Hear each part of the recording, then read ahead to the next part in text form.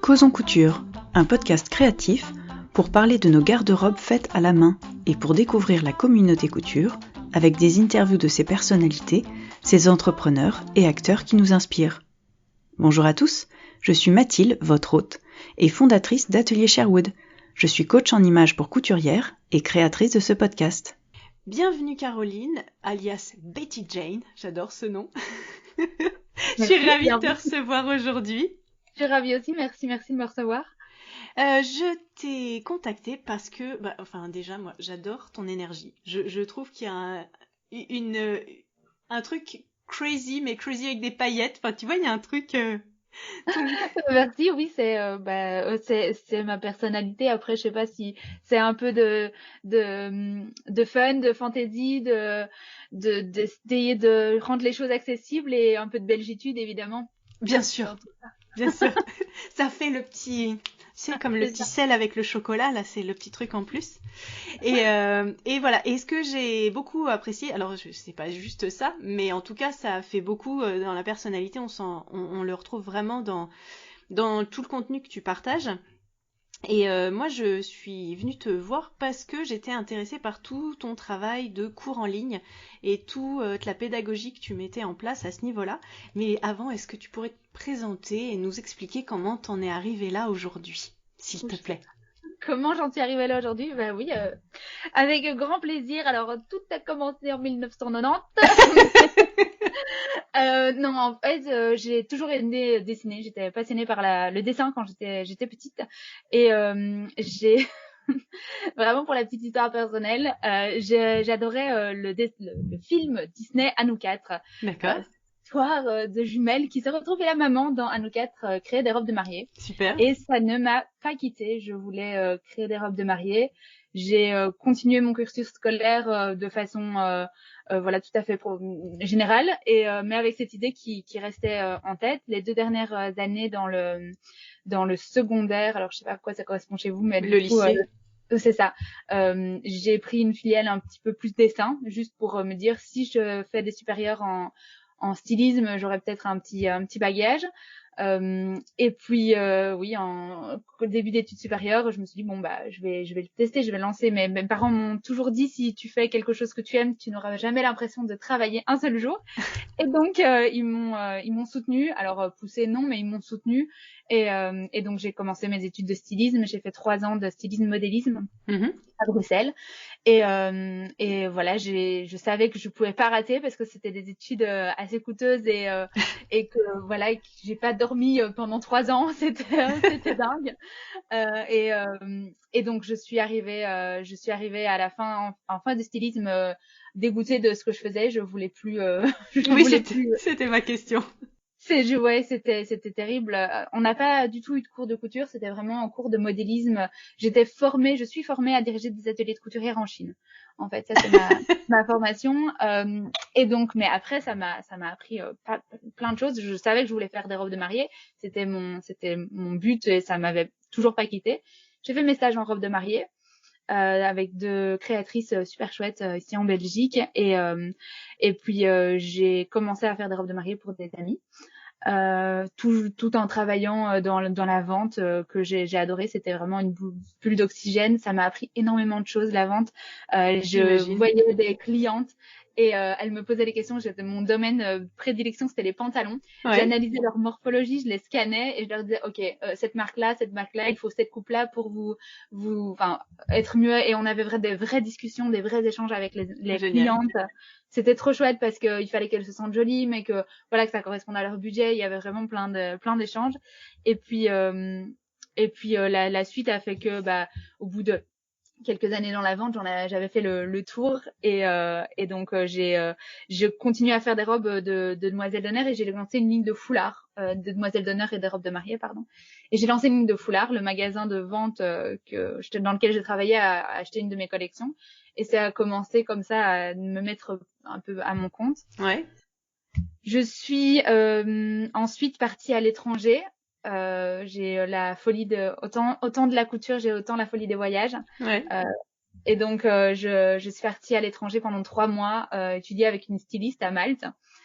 Et à la suite de ça, eh bien, j'ai appris encore plein de choses. Ça m'a appris l'anglais, ça m'a appris à travailler avec une boule d'énergie autre que moi, avec d'autres inspirations. C'était hyper intéressant. Super. Et je suis partie voyager en Angleterre, pas en Angleterre, en Australie et en Chine cette année-là également. Et donc j'en ai ressorti plein de choses, et surtout de me demander où je voulais aller. Et il fallait que je rentrais en Belgique, il me fallait un travail. Et donc il y a eu un job de prof de couture qui s'est proposé. Et je me suis dit, bah voilà, on va tenter le coup. Et j'ai donné mon premier cours de couture. J'étais devant une classe de 8 élèves et j'ai donné mon cours que j'avais préparé. Je tremblais comme une feuille, c'était terrible. Et j'ai eu le sentiment d'être à la bonne place dans ma vie, et je me suis dit, ok, là, c'est ça que je veux faire, c'est là où je suis bien, c'est ça. Et voilà. Et ça, j'en ai des frissons en le racontant, mais je ressens encore ce truc de me dire, ah ouais, c'est ça. C'est voir l'étincelle dans les yeux des élèves quand tu leur expliques un truc. C'était dingue, ce partage. Et donc, du coup, je continue les robes de mariée ponctuellement quand on me demande. J'ai plus j'ai toujours cet amour des beaux tissus, mais plus cette frénésie à travailler des gros projets, parce que c'est très très prenant, et donc très stressant aussi, parce que tu peux pas être un jour de retard dans ta création. Non, puis c'est vrai, le monde du mariage, il y a quand même enfin, un stress et un impact encore plus grand que pour toute autre création, quoi. Ben, c'est hyper chouette parce que on rencontre les gens dans une super good vibe aussi. Elles sont hyper heureuses de se marier. On échange plein de choses avec elles, etc. C'est vraiment chouette.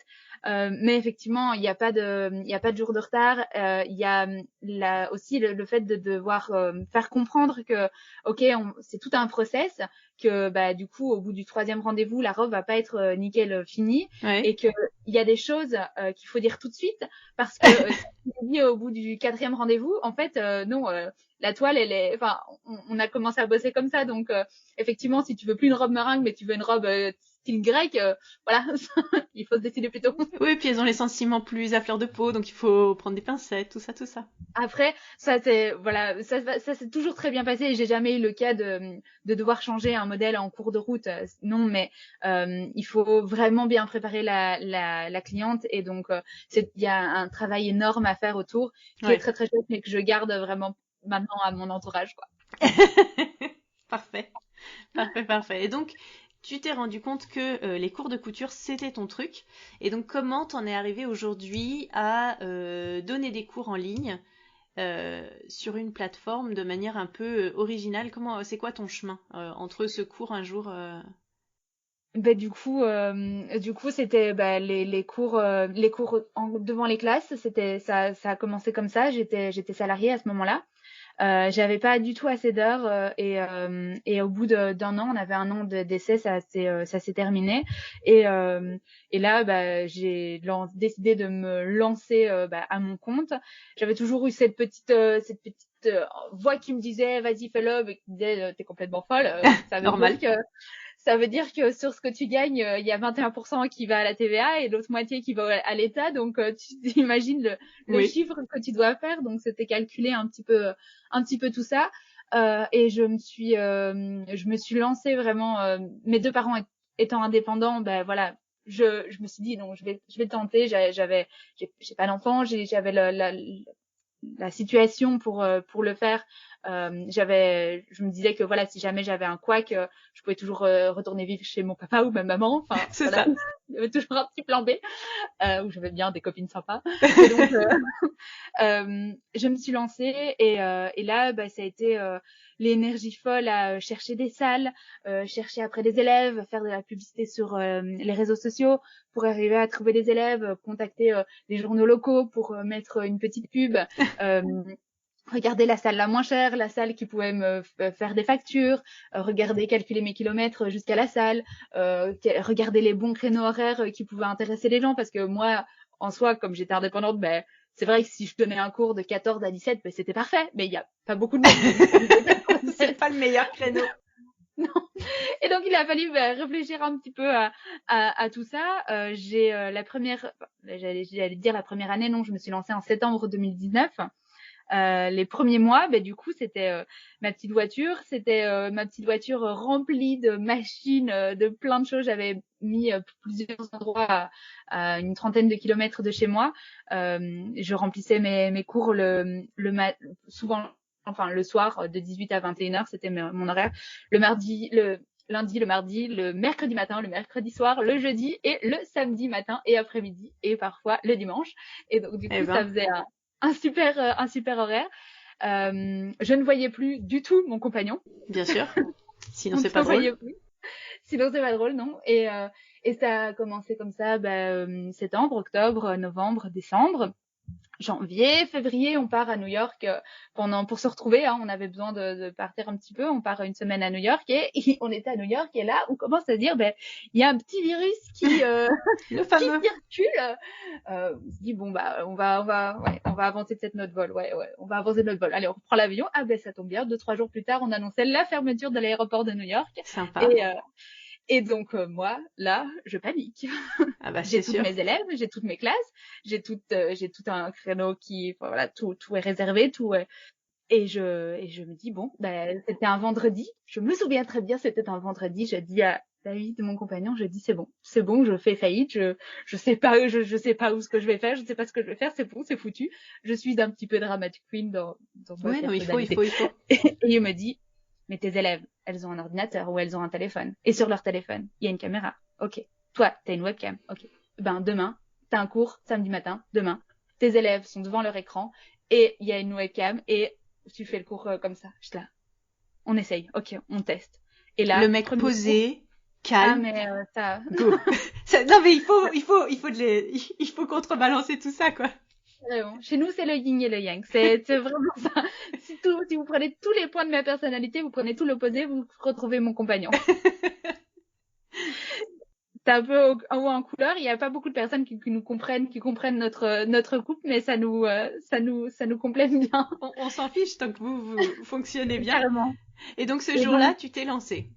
Et donc ce jour-là, je me retrouve avec mes 8 élèves en cours, avec chacune des petites photos là devant mon ordinateur, et on fait le cours tel qu'il était prévu. Chacune parle à tour de rôle. Je leur laisse un moment après le tour pour discuter entre elles parce que c'est quand même plus comique. Voilà, c'était des copines aussi, donc. Et là, on termine notre session de cours et je remarque et j'ai comme retour que c'est dingue qu'elles évoluent beaucoup plus vite que quand je suis derrière elles, parce que c'est fou ça. Parce que quand je leur montre pas où c'est le milieu devant, elles doivent le trouver elles-mêmes. Alors du coup, je dis réfléchis, regarde-toi, où est le milieu devant, regarde ton nez, regarde la suite de ton t-shirt. Ok, tu vois là sur ton encolure, là c'est ton milieu devant. Regarde sur ton patron maintenant, regarde sur ton patron, tu le vois, tu vois ton épaule, tu vois ton milieu devant. Ah oui, ok, c'est bon, regarde, tu mets ton patron sur toi.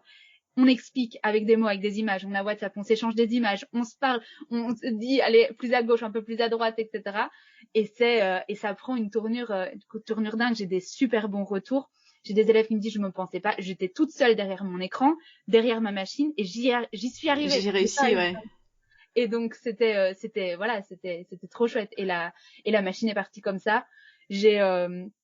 J'ai commencé à un moment donné, au bout d'une certaine session, j'avais aussi des élèves, alors sans stigmatiser, des élèves parfois un peu plus âgés qui étaient moins à l'aise avec les ordinateurs, des mères de famille qui n'arrivaient pas à se trouver un moment calme aussi. Oui, aussi.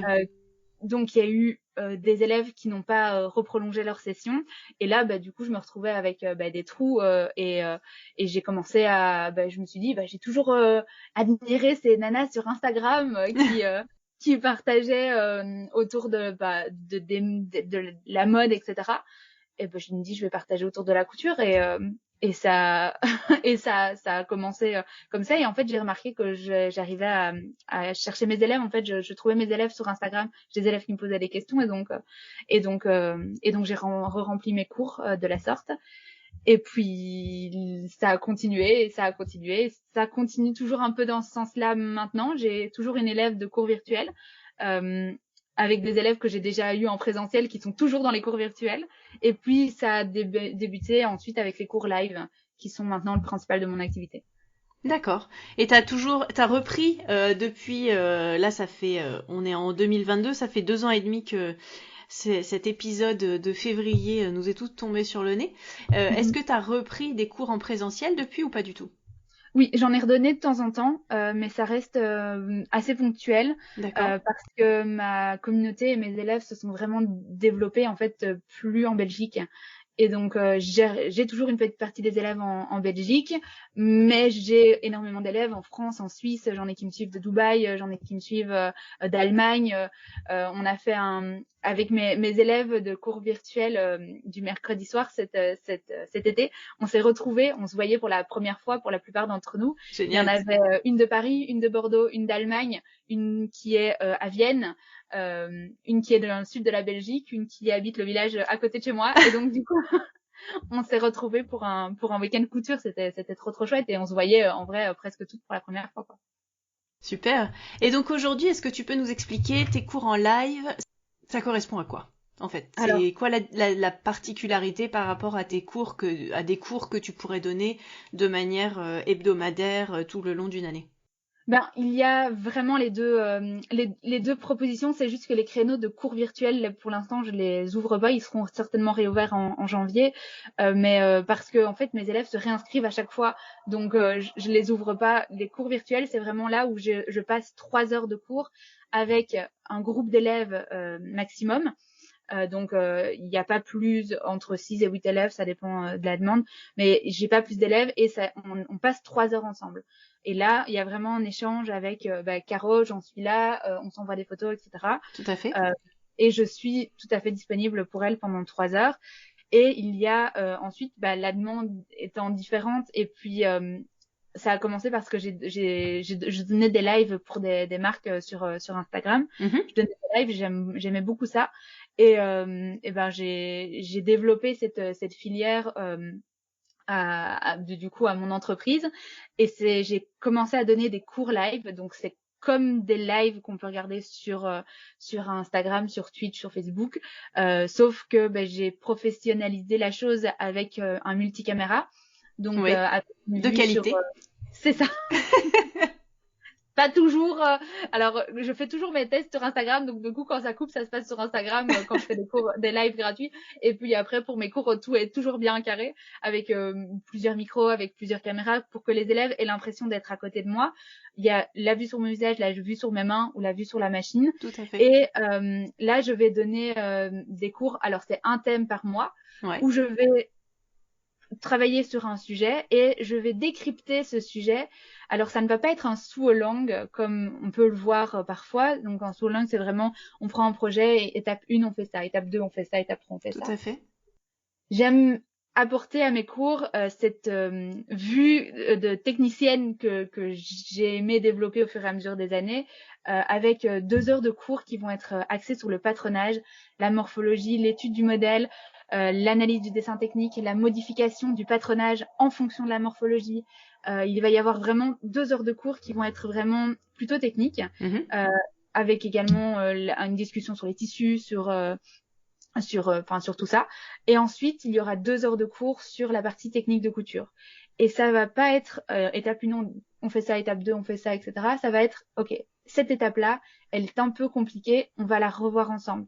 Cette étape-là, si vous voulez la pimper, eh bien, du coup, vous pouvez faire une sous-piqûre à cet endroit-là. Alors là, je vais pas expliquer dans le patron, mais si vous voulez le faire, vous pouvez modifier un petit peu comme ça. La braguette, là, OK, on va voir comment on va la faire. À cette poche-là, il y a une poche paysanne et vous voulez une poche passe-poilée. OK, je vous explique comment faire une poche passe-poilée.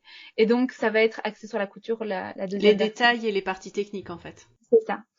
Et alors là, je laisse pas les élèves, c'est pas les élèves qui discutent pendant le chat parce que mon cours est très préparé.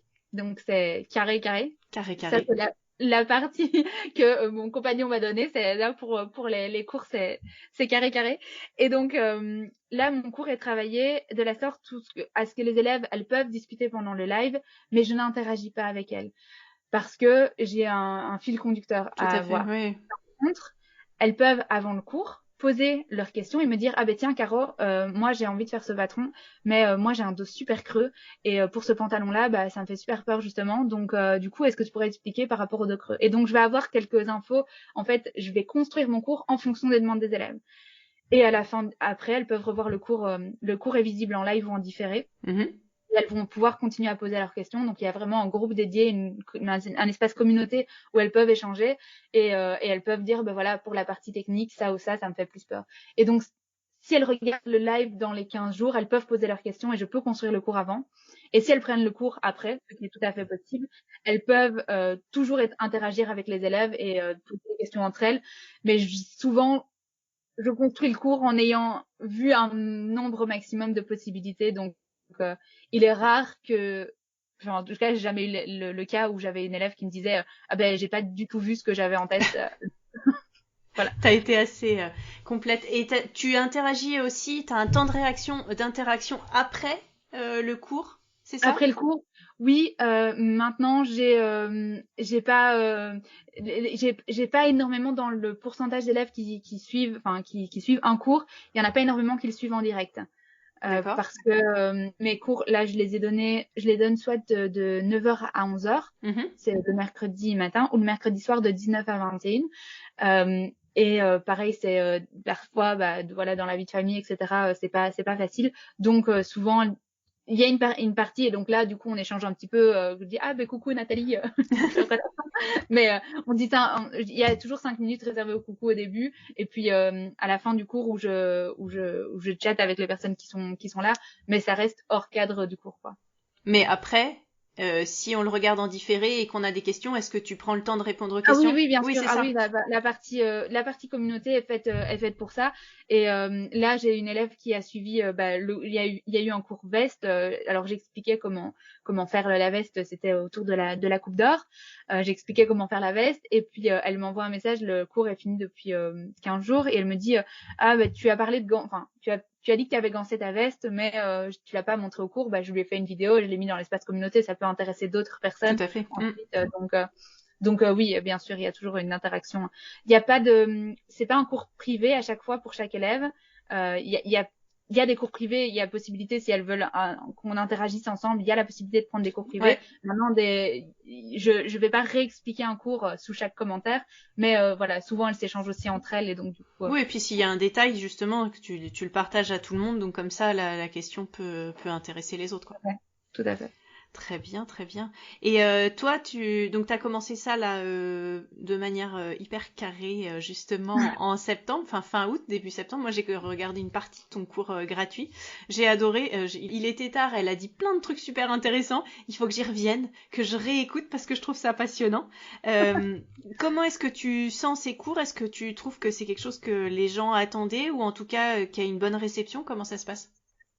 Alors j'ai une bonne réception, oui. Maintenant j'ai toujours cette peur enfin voilà, d'être dans le faux quand on est dans son atelier toute seule et qu'on a des idées. Voilà, je lance le truc. Il y a des élèves qui me suivent et puis parfois je me dis bah voilà, c'est peut-être pas ça qu'elles attendent ou elles attendent peut-être autre chose ou ce patron-là, je vais le proposer parce que c'est intéressant de pouvoir le travailler sur ce point-là, mais peut-être que ça va pas leur plaire. Donc j'ai des bons retours, mais je nage dans le grand bain de l'inconnu en me disant bon, on teste le truc, si ça tombe le mois prochain, je vais pas avoir d'argent. Ouais, c'est ça. Mais quand tu disais que tu devais revenir à mon cours après, c'est vrai que quand je te disais que c'est carré, j'ai un débit de parole.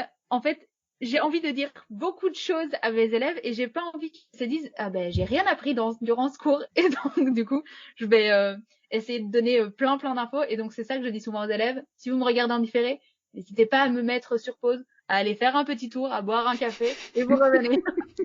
Je pense que c'est aussi l'inconvénient je dirais, de moins, comment dire, de moins d'interaction. Forcément, t'as moins de retour direct en fait.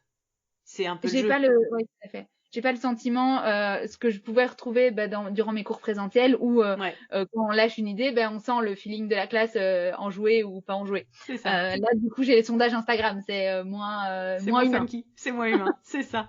En attendant, donc plusieurs choses. Tu as proposé donc ces cours, il y en a que tu as proposé, donc tu proposes un patron de créateurs avec. Comment est-ce que tu es allé choisir ces patrons ou alors sur cette rencontre avec les créateurs? Alors pour ça, il faut savoir que je suis très chiante. Vraiment. C'est avec la formation que j'ai, je suis intransigeante sur certains détails, notamment les dessins techniques, où je vais aller toujours vers des marques où le dessin technique est parfait, où il y a énormément d'explications au niveau de la marche à suivre, où il va y avoir aussi de temps en temps un accompagnement vidéo. Et donc avec tout ça on pourrait se dire mais en fait Caro, elles ont pas besoin de toi les élèves avec tout ça comme info si elles achètent déjà le patron. Et justement moi je propose ça pour aller un peu plus loin et se dire ok la combi Kika de Maison Fauve qu'on a fait ici au mois de septembre, eh bien je l'ai proposé parce que une combi en fait il peut se passer plein de choses au niveau de notre poitrine, au niveau de notre dos, et donc j'ai plein de choses à pouvoir expliquer. Et je sélectionne un panel de marques, alors soit avec lesquelles j'ai déjà travaillé en partenariat, soit en partenariat Instagram, soit que j'ai déjà travaillé dans ma partie perso, dans mes coutures perso, et je vais contacter les marques en leur expliquant mon projet.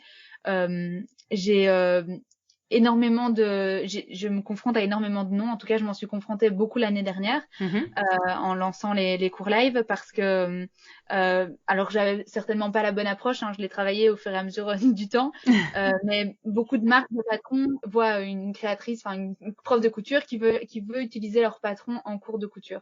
Et donc là, je me heurte directement à des noms en disant non, interdiction d'utiliser notre patron en cours, ce qui est dans les conditions générales de vente des patrons. Donc je le sais bien, et donc parfois je suis là non mais c'est pas ça que je veux, moi je veux juste l'utiliser comme support en fait. Donc c'est différent, mais donc du coup il faut voir, il y a des marques où j'ai jamais plus eu de réponse, il y en a qui m'ont jamais répondu, et puis il y en a qui me répondent, et donc à chaque fois le fait de trier déjà une certaine partie de patrons de qualité et puis ensuite d'échanger, parfois ça prend énormément de temps. J'ai proposé l'année dernière un cours pantalon sur tous les ajustements pantalons, et je l'ai travaillé avec les patrons 1883, je pense que c'est 1083. 1083, pardon. Et donc voilà, je m'en suis servi comme base, mais je ne propose pas le patron, j'explique que de ce patron-là, comment faire des ajustements. J'ai donc utilisé le patron, et donc j'ai énormément d'élèves qui ont acheté le livre à la suite en disant c'est vrai que comme tu utilises ça, moi aussi j'ai envie de l'utiliser. Souvent en fait je contacte les marques par respect, et parce que je demande à ce qu'il y ait un code promo pour mes élèves, comme elles vont être en nombre à travailler le patron, et bien du coup j'ai envie qu'elles puissent se dire ok, je prends le cours, et bien du coup j'ai un petit quelque chose sur le patron, quoi. Oui, parce que techniquement, si tu travailles sur un patron, par exemple de pantalon, on pourrait prendre n'importe quel pantalon et avec tes conseils suivre la réalisation, parce que tu donnes plein d'informations techniques. Mais c'est vrai que quand le prof utilise un patron en particulier, on a envie d'utiliser le même, et dans ces cas-là, c'est positif pour tout le monde finalement. C'est ça. C'est difficile à comprendre pour les marques, mais c'est ça. Mais dans la combi de Maison Fauve, j'ai donné toutes les explications pour retravailler un bustier, parce que c'est une combi bustier. Donc il y a plein d'explications pour faire juste un bustier, et si on a envie de se faire un bustier de mariage, on a plein d'infos pour travailler le bustier dans le cours de la combi Kika, par exemple. J'espère que vous avez toutes noté les informations si vous préparez un bustier de mariage. Mais donc oui, c'est pas toujours facile. Et par exemple pour l'explication pour l'anecdote avec les pantalons, ils m'ont répondu. Le cours était en février et j'ai reçu un message fin août pour me dire oui, vous pouvez travailler avec notre livre. Juste là, ok. Écoutez, j'ai travaillé avec votre livre, je vous en ai du plein. Mais bon, c'est ça. de code promo, et merci de m'avoir répondu 7 mois plus tard. Voilà, c'était pas très utile. Bon. Mais voilà, après, c'est le jeu aussi, quoi. C'est le jeu, oui, c'est tout à fait. Dans tes formations, est-ce que tu peux nous parler un petit peu plus de tout ce que tu racontes dans la première partie qui est l'analyse du patron et l'analyse morphologique? Parce que c'est ça que j'ai trouvé passionnant, qui recoupe un petit peu mon travail d'ailleurs, et que je trouve justement passionnante, et ce que moi j'apprécie justement de partager en cours, parce que je trouve que c'est comme ça qu'on a une plus belle réalisation en fait. Oui, tout à fait. Bah, en fait, quand on prend le temps de préparer son projet, alors je sais que je vais faire dresser les poils à certaines, hein. Quand on prend le temps de préparer son projet, on a moins d'erreurs après. Alors bah, du coup, mais j'ai été drillée, en fait, avec mes profs. Drillée à la cravache. On fait des toiles. On travaille au crayon, au papier. Comment vous appelez ça en France? Crayon de bois, crayon de papier. Les crayons papier, ouais, c'est ça, les crayons, quoi. On travaille au crayon. Il n'y a pas de marqueur, il n'y a pas de pince de couture. On travaille aux épingles, Donc, j'ai été drillée avec certaines techniques et j'essaye de les apporter à mes élèves sans le côté terrifiant de mes profs et sans le côté rébarbatif et sans devoir leur dire, ben voilà, vous allez apprendre tout ça, mais en 3 ans d'études et vous n'allez pas dormir. Donc, j'essaie de leur apporter ça avec un peu de peps, de dynamisme et bah, du coup, hein, avec un côté ludique. Mais je suis vraiment partisane du fait que plus on prépare un projet, plus c'est facile et surtout, plus ça va nous faire évoluer dans nos coutures. Parce que à partir du moment où on commence à avoir cette petite gymnastique d'esprit, où on va analyser le dessin technique, analyser notre morphologie, nous demander si ça correspond à notre style, et puis ensuite se dire ah ben tiens, j'adore ce sweat, je vais me lancer dans le sweat, et puis on l'essaye, et puis on se dit mais ce sweat en fait il y avait des manches raglans, mais moi les manches raglans ça élargit ma carrure. Et le fait de faire cette petite gymnastique, ben, ça nous permet voilà, après au premier coup d'œil, à analyser les dessins techniques d'un clic. Après, au premier coup d'œil, voir certaines marques où le dessin technique est tout pourri et se dire, je sais pas ce que ça va donner, les explications après. Il y a certaines, voilà, ça nous entraîne et puis après, ça va nous entraîner aussi à juste lire les dessins techniques quand on a des marches à suivre et ne plus devoir, bah, du coup, lire les explications et pouvoir monter mécaniquement le vêtement entièrement dans notre tête et pouvoir anticiper les futures erreurs, quoi. Donc, il y a vraiment cet exercice que j'aime beaucoup donner en cours et donc mes 2 premières heures de cours vont être vraiment axées sur d'abord l'analyse du dessin technique, l'analyse de la morphologie, de notre morphologie, la modification qu'on peut apporter à notre patron en fonction de notre morphologie pour ne pas avoir d'erreur. Est-ce que ça va être vraiment construit autour de ça le premier cours. Il y a d'autres points, mais là du coup je vais ouvrir un document, mon document de cours comme ça. J'ai peur de me perdre dans le fil de mes idées. Et oui, ça me permet aussi de pouvoir travailler la marque de la Coupe d'Or avec laquelle je travaille beaucoup, qui est une marque de patrons sur mesure, qui nous permet de faire des patrons sur mesure grâce à deux mesures, notre tour de poitrine et notre tour de hanche. Il n'y a pas de marche à suivre pour faire ces patrons. Et donc, on se retrouve avec le patron brut. Sans marche à suivre. Et donc là, la gymnastique d'esprit est assez importante. Et d'ailleurs, comment est-ce que tu en es arrivé à travailler avec la Coupe d'Or? Parce que moi, la Coupe d'Or, petite pensée pour ma copine Béa, on avait trouvé ça en vide-grenier, une copine à elle lui en avait parlé, enfin bon, c'était le truc de grand-mère ou des dames d'il y a quelques années. Je vois le truc qui revient vachement en force. Moi, ça m'a toujours fascinée. Alors, je vais te laisser expliquer en fait le principe parce que moi, je trouve ça fascinant, ces mini croquis, ces mini dessins. Je trouve ça. Mais ça peut être intéressant de t'entendre du coup le décrire avec tes mots. Alors, le peu que j'en connais, c'est un coffret où en fait, dedans, il y a donc les patrons sont en miniature. Donc on dirait un peu les patrons pour une poupée Barbie. Et on va poser ces mini patrons au centre d'une feuille et grâce à des règles spécialisées et des points notés sur ce patron, on va créer un patron. Et en effet, alors moi j'en ai jamais fait, hein, j'ai juste vu ça et compris ça. Et on va dessiner en fait soi-même le patron à partir de ces outils. Et je sais pas exactement comment se travaille la spécificité par rapport à justement ce que tu disais personnaliser le patron via ses mesures, mais voilà, moi j'en suis là. Eh bien, c'est une très très belle description.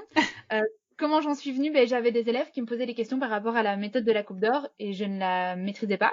Et je suis arrivée dans un magasin de tissus un jour et il y avait un monsieur qui faisait une présentation. Je n'ai pas suivi la présentation, mais à la fin de la présentation, je suis allée le voir, je lui ai dit, vous pouvez juste me dire en 2 mots ce que c'est là, parce que j'ai 2-3 élèves qui me posent des questions. Et il m'a dit, vous avez 2 minutes? Et j'étais là, oui, j'ai 2 minutes, mais ça me va quoi, parce que c'est pas que je vais l'acheter ton truc, donc. C'est ça. Oui, parce que ça, voilà, c'est ça aussi, faut se noter. Le coffret, le kit de départ a un certain coût. Il coûte 150 €, donc oui. Voilà. C'est dingue de se dire, ok, 150 €, mais moi, mes patrons, Coco, je les achète à 2,50 € là, quand ils font Makeris fait sa promo, donc calme-toi. Bon, après, pour 150 €, tu as 280 patrons. C'est ça, bon, oui. Notons cela. Mais, et donc, il me dit, t'as 2 minutes? Je suis là, bah oui, explique-moi. Et puis, il me dit, il me montre, et il me fait un patron. En 3 secondes. Et vraiment, 2 minutes, il avait mis le chrono. Il me fait un patron de devant. Et là, ça m'énerve. Parce que moi, j'ai pas dormi pendant 3 ans. Hein, je me rappelle, hein. Et lui, avec 2 épingles, une règle et un mini, et un truc de Barbie, il te fait un patron. Regarde, ta poitrine, elle tombe au bon endroit et tout. Et là, ça m'agace. Et je dis, bon, écoutez, je vous en prends un, merci, au revoir. Je vais te le démonter en 2 secondes. Je vais essayer 3 patrons, ça va, mais au moins, je saurai de quoi je parle à mes élèves. Je rentre chez moi et je fais un patron. Et ça me va. Et là, ça m'énerve. Alors, du coup, je teste d'autres personnes. J'ai fait quelque chose pour mon compagnon. Je fais quelque chose pour ma maman qui fait moitié moins de mon corps et de ma taille. D'accord. Mesure. Et ça fonctionne. Et là, du coup, je fais 2-3 stories. Je dis, voilà, je sais pas si vous connaissez le truc, les gars, mais moi, je viens de tester un truc, là, ça prend 2 secondes à faire, mais c'est quoi cette révolution? Mais j'ai jamais entendu. Je reçois un message 2-3 jours après de la Coupe d'Or qui me dit ça t'intéresserait pas d'être influenceuse par hasard? T'es pas un peu... Et je suis là, non, mais moi j'ai 200 abonnés sur Instagram, on se calme. Mais si vous voulez, je peux faire un truc, quoi. Et donc ça a commencé comme ça, ils m'ont donné les accès au compte. Et en fait, c'était en décembre 2019. Et donc en mars, du coup, Covid. Et là, ils me disent, Caro, tu gères le compte Instagram depuis 3 mois. Il faut dire que j'avais rencontré les patrons aussi avant. C'est une entreprise française ou C'est une entreprise suisse. Suisse. Alors, les patrons sont en Allemagne. D'accord. Les créateurs sont en Allemagne et les gérants sont ensuite allemandes. En fait, ils sont vraiment à la frontière. Et donc, du coup, les coffrets partent de là. Le stock est là. Et donc, pour l'anecdote, en fait, moi, je les ai rencontrés fin décembre. Début janvier, ils me demandaient de les rejoindre. Donc, ils m'avaient envoyé un billet d'avion pour les rejoindre ensuite et pour rencontrer, en fait, la team, l'équipe. Ouais. Et moi, je pensais arriver, j'avais pris ma petite valise et voilà, et je pensais arriver, en fait, avec, et rencontrer avoir un team building avec toutes les influenceuses des autres pays qui s'occupaient de la Coupe d'Or. Je me souviens, j'étais dans l'avion, je regardais à gauche, à droite, je regardais si je connaissais personne de la couture. J'arrive à la gare, après l'avion, j'ai pris le train et puis j'arrive à la gare et je regarde. Et 2 fois, je me souviens, j'étais à ça d'aller taper sur le bras d'une nana et disait, toi aussi, tu viens pour la Coupe d'Or? Et là, on vient me chercher et là, je rencontre du coup la responsable marketing, le responsable des ventes et le responsable des achats et moi. Et j'étais là, toi ils sont où tout le monde? et en fait, voilà, je suis devenue comme ça la responsable des réseaux sociaux. Du coup, ça a commencé comme ça et maintenant je continue à travailler vraiment par amour de la marque parce que ça me permet d'expliquer le patronage aux personnes qui ont envie de travailler le patronage sans devoir passer par la phase étape 1 on fait ça, étape 2 on fait ça. Ça me permet d'aborder plein de points et justement de mentaliser les projets sans devoir travailler à chaque fois avec des patrons PDF. Et puis des utilisatrices de la Coupe d'Or, il y en a pas mal et ça nous permet aussi de pouvoir les guider parce que souvent elles achètent le coffret et puis elles sont perdues avec. Donc c'est hyper chouette de pouvoir avoir un accompagnement aussi derrière. Et ça m'a ouvert plein de portes autant au niveau des cours qu'au niveau humain, parce que j'ai rencontré énormément une très très chouette communauté autour de la Coupe d'Or. Donc voilà, c'est toute une histoire folle. C'est fantastique. Et donc, oui, bien redire qu'en fait, dans ce coffret, ça nous permet. Donc, il y a tous ces mini croquis. Donc, tu disais, il y avait je sais pas combien de patrons dedans, c'est ça? 280, oui, c'est ça. Mais D'accord. Et qui plus, sont. parce que tu peux les interchanger encore. Donc tu peux D'accord. prendre une manche d'un, donc c'est 280 carrés, mais en Base. fait tu peux. Ouais, Voilà. 200 bases qu'on peut interchanger. Et donc, il y a vraiment, en fait, que le patron. Et donc, en fait, tout le travail de montage et tout le travail qui est fait par beaucoup de créatrices aujourd'hui, de faire un livret, de faire des vidéos, etc., C'est ça, ça. ce n'est pas compris dedans. Je n'ai pas compris, et c'est pour ça que le patron, quand il n'y a pas de promo, parce qu'il y a toujours des promos. D'ailleurs, regardez mon compte Instagram, il y a toujours des promos qui passent. Vous me demandez parce que voilà, il y a toujours des promos qui sont mises pour la communauté. Eh bien, le patron sans promo un patron revient à 53 cents. Ouais. Donc, c'est en ça que ça devient, c'est intéressant. Et le point non négligeable, c'est qu'on travaille pour le tracé avec le tour de poitrine et le tour de hanche. Donc, si on a une différence et quand on rentre pas dans un tableau de taille classique, eh Mhm. bien, en fait, on va avoir un patron qui va correspondre à nos mensurations. Et Et on est où sur l'inclusion des tailles? Est-ce que on peut faire 130 de tour de poitrine, ça rentre aussi? Ou alors, on a un maître ruban. Alors, je dis on parce que je me sens très impliquée dans la marque, mais Oui, il faut pas oublier que moi, je suis que représentante. Je n'ai aucun pourcentage sur les coffrets. Moi, je suis payée quand je fais un live et c'est tout. Et donc, du coup, c'est déjà très euh, bien. quand on sent mon implication, c'est vraiment par amour de la marque. Et mais donc, ils ont un coffret qui va de 50 centimètres à 140 centimètres, un mètre ruban. D'accord. Euh, et donc, ce mètre ruban est dit le coffret classique. On peut faire avec les patrons pour hommes, les patrons pour enfants, les patrons pour dames. Et ensuite, il y a un coffret double XL qui est à un mètre ruban de 110 centimètres à 170 centimètres à 170 centimètres. Et donc, en fait, on peut tracer des patrons jusqu'à un tour poitrine, taille, hanche, jusqu'à un tour de corps de 170 centimètres, de 170 centimètres. C'est noté. Donc, Donc au au-delà niveau de de l'inclusion, 140, au-delà de 140 centimètres de tour de poitrine ou de tour de hanche, il faut passer sur le coffret XXL. sur le coffret double XL, oui, tout à fait. Et les patrons sont les mêmes ou c'est simplement la règle qui, enfin, ils sont différents ou est-ce que la règle change? Les patrons sont différents. La gradation est complètement différente pour les patrons, donc c'est un coffret complètement à part. Donc avec la réglette double XL, on ne peut pas travailler avec les patrons classiques. Mais il y a tout un travail qui est fait d'adaptation justement sur la grande taille à partir de 110 centimètres de tour de poitrine et tour de hanche jusqu'à 170 ou 170. C'est ça. C'est ça. Tout à fait. Je mettrai, c'est magnifique. Et en fait, ça date de quand ces coffrets, cette méthode? Enfin, ça a été inventé comment? Est-ce que tu sais ça? Alors je connais un petit peu l'histoire parce que c'est quelque chose qui m'a toujours intéressée, mais après ça reste très très secret. Donc ça a commencé en 1935 D'accord. et ça, en fait c'était très connu à l'époque parce que bon, il y avait beaucoup de personnes qui travaillaient la couture dans les ménages et donc Tout du à coup fait. ça c'est pour ça qu'on en retrouve très fort, enfin beaucoup en vide-grenier et c'est des pépites, hein, c'est des trésors parce que là on recommence à remettre au goût du jour les modèles vintage parce que on a eu beaucoup de demandes et en fait c'est une vieille famille allemande qui a le concept. Ils sont 4. C'est très très fermé. Moi j'ai jamais eu de contact avec eux et puis en fait c'est mes patrons qui ont la franchise de la Coupe d'Or et qui ont D'accord. la possibilité de la redistribuer. Et eux, mes patrons, couvrent l'Italie, la France, l'Amérique et la Belgique, la Suisse. Et donc voilà comment ça se passe. Mais c'est vrai que quand on reçoit, c'est très mignon. C'est vrai que parfois je reçois ah ben tiens, ce serait pas mal pour le prochain supplément de la Coupe d'Or de faire une jupe comme ça. Alors pour que ça remonte au-dessus, alors là. Bonne chance, hein, parce que à part par pigeon, franchement, ils sont inaccessibles. Et c'est un peu dommage, mais moi, je viens avec les idées. En fait, moi, je suis arrivée sur les réseaux sociaux en disant, ben voilà, c'est une méthode. On recommence à coudre. Moi, je suis passionnée par la couture.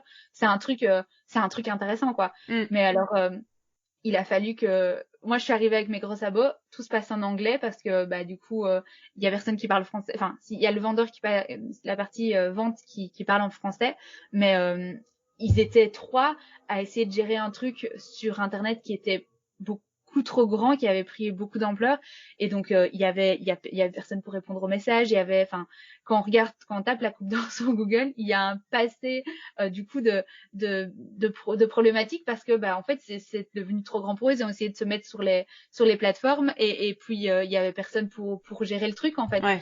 Et donc voilà, tout prend du temps. Moi j'arrive avec mon anglais très très horrible en disant ça c'est moche, hein, ça va pas sur le site, et ça il y a des problèmes. Mais voilà, et tout prend du temps, et je suis très fière de voir qu'il y a des petites choses qui changent, et d'apporter bah du coup c'est pour moi c'est hyper important que les élèves soient, enfin les clientes ne se sentent pas toutes seules derrière, et c'est aussi important pour eux, mais du coup c'est difficile, enfin voilà, ils ont eu difficile à mettre tout bien en place, et ils y travaillent encore, et on les sent très impliqués. C'est très chouette de travailler avec eux en fait. Bah pour eux oui, de temps en temps, mais donc voilà, je pense qu'il y a encore beaucoup de choses à faire, et c'est pour ça que je m'y accroche comme une moule à son rocher sur la méthode de la Coupe d'Or. C'est génial. Il Et y a donc, plein de choses à faire. donc en fait, les 280 patrons qui sont proposés dans le coffret, c'est des patrons qui ont été à la base créés dans les années 30 par cette famille et par le concept, et qui évoluent, ou comment ça se passe? Est-ce qu'il y a Alors il y a des chaque rééditions régulières? Comment est-ce que tu peux... Alors, c'est pas des rééditions, c'est ils recréent en fait toutes les saisons. Il y a 4 nouveaux magazines par an, D'accord. avec alors il y a beaucoup d'inspiration. Ils regardent les défilés Chanel, etc. Parce que parfois on connaît des modèles qui ont défilé chez Chanel avec vraiment des fortes inspirations dans les dessins. D'accord. Donc c'est hyper chouette. Et sinon il y a des modèles vintage des années 1935 qui sont réédités, et donc en fait dans chaque magazine il y a les patrons, et puis à la fin il y a une édition vintage qui est remis au goût du jour, qui est D'accord. regradée parce que les gradations ne sont pas du tout les mêmes, quoi. D'accord. Et dans les 280 patrons, c'est des patrons qui ont été créés depuis combien de temps en fait? Là, pour l'instant, je dirais c'est 10 dernières années maximum. D'accord. Donc ça reste moderne, etc. quoi. Donc si on trouve des anciennes versions, on trouve forcément des modèles datés des années de l'année d'édition en fait, c'est Tout à ça? fait, tout à fait. Et alors moderne, tout est une question de point de vue, parce que c'est le gros, voilà, c'est des dessins. Les dessins sont parfois très moches, Ouais. euh, et il faut pouvoir anticiper, quoi. Enfin, quand on voit un patron, il faut Faut se pouvoir se dire, projeter. ouais, là c'est vrai qu'avec mon tissu ça peut le faire, mais là comme ça c'est un peu moche. Et donc du coup c'est un peu le point à remettre. Voilà, il y a plein de choses à faire avec la marque, mais après, c'est comme je disais, c'est quelque chose que je fais par amour de la marque, et il y a plein de fois où je me dis, bon, cocotte, c'est bien de le faire par amour de la marque, mais il y a des factures à payer là, donc du coup. Ouais, mais il y a sûrement des choses à développer et puis bon. Et donc les patrons sont créés par la famille d'origine, Oui, c'est ça. c'est Donc en ça, fait c'est toute la gestion seulement qui est qui est avec délégué, ouais. l'équipe avec laquelle tu C'est ça, discutes et t'échanges quoi. c'est ça, c'est D'accord. ça. Donc ils sont toujours créateurs de ces patrons quoi. Tout à fait. Et très très protecteur de leur marque, ce que je peux comprendre, hein, Ah non mais complètement. Mais je veux dire c'est juste pour comprendre le processus dans comment ça marche. oui, Ok. oui. Bon, bah écoute, c'est passionnant. Donc j'ai les rouages de mon cerveau qui se mettent en branle dans tous les sens et on en reparlera. Enfin, je trouve Mais ça... j'ai fait une vidéo YouTube pour expliquer un petit peu bah, du coup le concept, parce que bah, c'est vrai que la Coupe d'Or, qu'est-ce que c'est? Bah il y a plein de choses à dire, quoi. Il y a plein de choses à faire, et il y a plein d'explications à donner. Et c'est en ça que bah, du coup ça me permet de concilier un peu les deux. C'est d'avoir une aussi bonne connaissance de la méthode, me permet bah, de pouvoir aider pas mal d'élèves, et donc du coup de donner. Ce matin, juste avant notre call, j'avais un cours privé sur bah, la Coupe d'Or, l'analyse, etc. Et ça me permet de faire la Coupe d'Or, c'est également des choses qui me permettent de translater aux explications de PDF que tu me demandais tout à l'heure, quelles étaient la partie analyse de cours. Il y a la partie analyse du dessin technique que je peux faire et dans la Coupe d'Or et dans les patrons PDF. Bien sûr. Euh, L'analyse du tableau de taille, je ne le fais que dans les patrons PDF, mais il va y avoir toute une partie de vérification que Ouais. j'adore donner.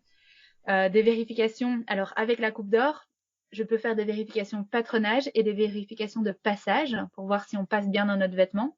Globalement, oui, mais l'élève là tout à l'heure me disait, ben voilà, j'ai un peu plus de fesses et donc du coup, je préfère donner un peu plus d'aisance à mes fesses. Et donc, de ces vérifications, on peut faire des modifications patronage. Et puis ensuite, des adaptations morphologiques, des adaptations de style. On peut vraiment s'amuser dans le patron. Et dans la coupe d'or, plus que dans les patrons PDF, faire toute la partie analyse de montage. J'ai un patron, comment je le monte?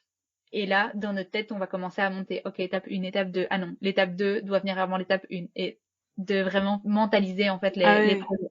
Bah, c'est vrai que comme il n'y a pas du tout de montage, il y a tout un travail de folie derrière, quoi. C'est sûr. Mais après, c'est quelque chose que que je propose de faire durant mes cours, même avec les patrons PDF. Et se dire, OK, on a le patron. Même si vous avez la marche à suivre, OK, regardez le patron et comment vous le montriez. Voilà, on imagine. Juste en voyant le patron, et ça nous permet aussi d'anticiper un petit peu, ah oui, tiens, le poignet, on le thermocollerait pas. Ah bah si, il faut pas que j'oublie l'étape des thermocollés. Ouais. Et donc, il y a une gymnastique assez chouette à faire, même dans les patrons PDF, quoi. Oui, en fait, tu proposes aux gens de ne pas juste plonger dans un projet sans réfléchir et avancer une, deux, trois, quatre, enfin vraiment, et tu pousses les gens à s'autonomiser, à prendre en main leur destin. C'est ça, leur faire confiance, se faire confiance. Et j'ai des super retours par rapport à ça. J'ai des élèves qui me disent, écoute, Caro, j'aurais tellement voulu prendre un cours avec toi. Et du coup, elles reviennent en cours privé pour une question ou l'autre. Mais dans les cours de groupe, elles disent, en fait, tu m'as donné full confiance, quoi. Là, je me sens capable de tout. Et parfois, j'ai des élèves, j'ai une élève qui m'a écrit, je me suis lancée dans un projet très ambitieux à cause de toi. Maintenant, j'ai trop confiance en moi. Moi aussi, ça m'est arrivé, les gens qui me disent non, mais en fait, je pensais pas faire ça. Ben non, en fait, c'est aussi une étape après l'autre. Mais, On y arrive, quoi. tout à fait. Mais donc, du coup, Super. ce que je raconte, tu dois le ressentir aussi avec tes élèves et Bah oui, quand je oui, parle de la partie morphologie et tout. voir une élève, voir les élèves se rendre compte que tout peut leur aller si on fait les bons choix et si on choisit. Et puis, est-ce qu'elles ont besoin que tout leur aille aussi? Ça, c'est une autre question.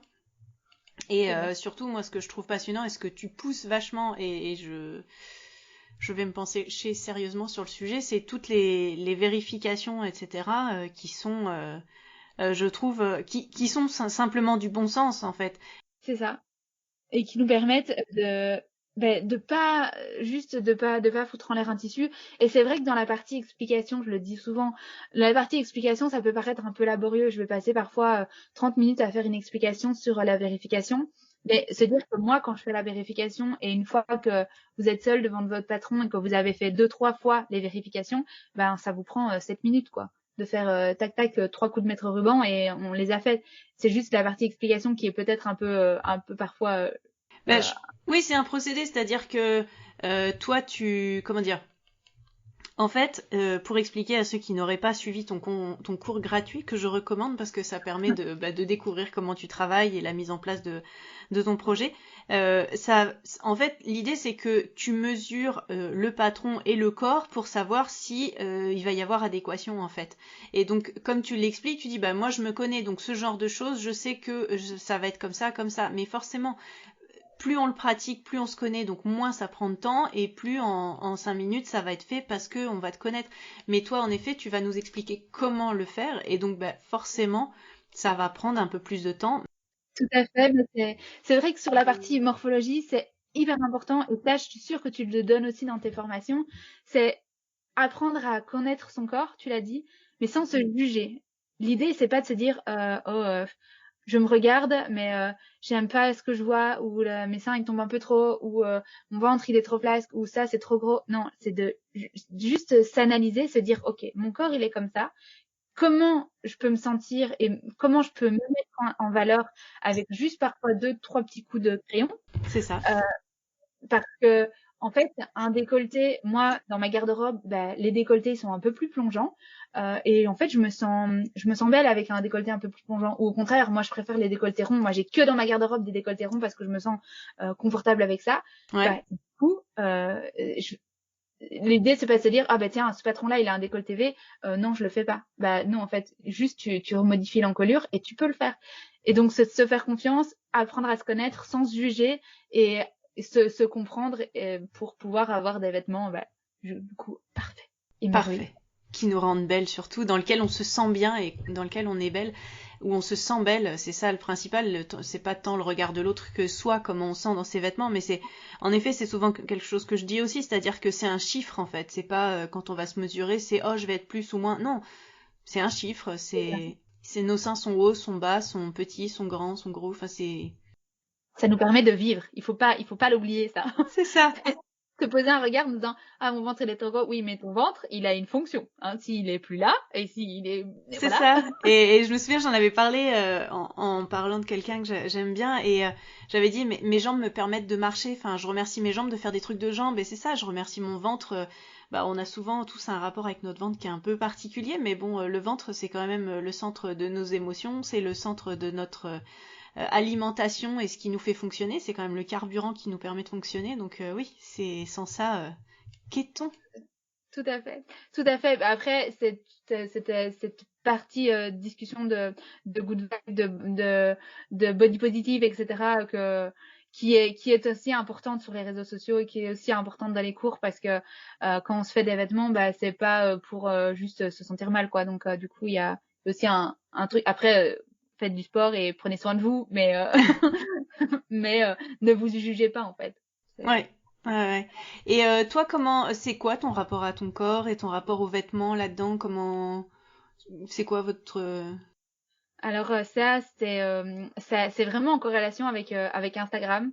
Quand je dis Instagram, c'est du coup avec les réseaux sociaux qui sont arrivés dans ma vie au moment où du confinement, tout est imbriqué d'une façon ou d'une autre, même si les cours de couture restent mon travail, ça fait partie intégrante de ma vie. Bien sûr. Et je regardais les réseaux sociaux avec avant de lancer les cours de couture, je regardais que des nanas, des nanas super belles, avec des vies de rêve, avec des corps parfaits, etc. J'avais un rapport très conflictuel avec mon corps durant j'ai quel âge? 32 ans. Je vais dire durant les 27 premières années de ma vie, 27, 28, 29, ouais, bon 30 ans de première année de ma vie, ouais, au moins.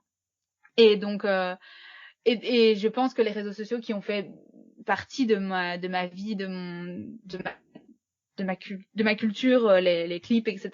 ont beaucoup joué, hein. Mm-hmm. C'est vrai que quand j'étais jeune, j'ai jamais vu dans un film une nana qui avait mes formes. Quand je regardais les magazines féminins que j'adorais quand j'étais jeune, c'était comment rendre vos seins plus pulpeux et avoir une poitrine plus forte. Je fais du 95-95 F, donc du coup, je n'avais pas besoin de rendre. Alors à cette époque-là, je ne faisais pas encore du F, mais voilà, je n'avais pas besoin de me rendre ma poitrine plus pulpeuse. Et donc, je me suis jamais fort retrouvée. Donc oui, comme beaucoup d'adolescentes, pas du tout un bon rapport avec mon corps.